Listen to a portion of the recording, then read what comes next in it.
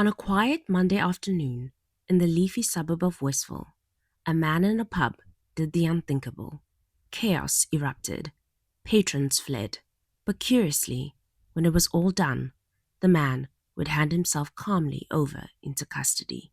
This is Headlights After Dark, where we shine a spotlight on what's making the true crime headlines. While 63-year-old Nicolas le Roux is a man with a hulking figure likely gained from his time as a member of the South African National Defence Force, none of the pub's patrons that day were prepared for the violence he would bring to their door.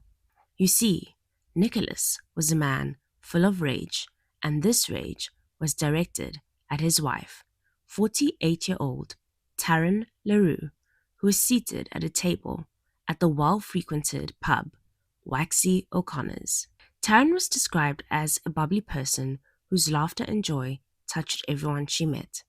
At about 1:30 p.m., it is alleged that a heated exchange broke out between the couple.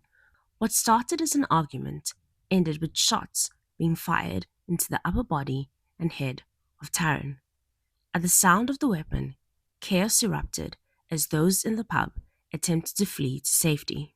Paramedics were called to the scene in an effort to save Taryn, but their efforts were unsuccessful. It is alleged that Nicolas calmly handed himself over to first the security company that arrived on the scene and then the police. When he appeared in the Pinetown Magistrates Court, he was informed that he had been charged with charges including murder, handling a firearm while under the influence of a substance, and illegal firearm possession. Due to the unusual nature of his job, which has been described as being a mercenary, and the fact that he was contracted to work in Somalia, Nicolas is considered a flight risk, and the state has indicated that it would be opposing his bail. When the date of his bail application came, Nicolas was a no-show. In his absence, his legal aid attorney requested to step down as Nicolas does not meet the threshold for legal aid and will be required to appoint a private attorney. The matter was adjourned to 6 October 2025.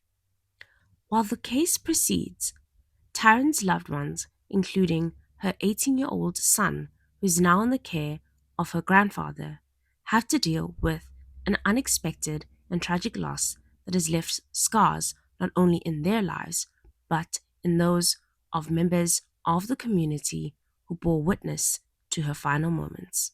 I'll see you next time.